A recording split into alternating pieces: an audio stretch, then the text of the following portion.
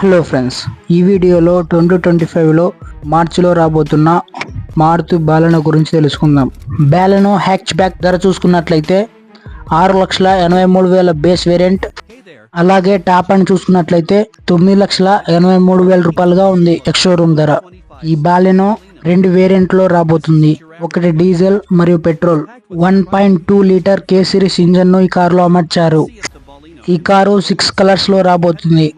Blue, white, silver, grey, red, అలాగే beige అనే colour లో రాబోతుంది. ఇంజన్ 1197 cc, 5 మాన్యువల్ గేర్స్ ఉంటాయి.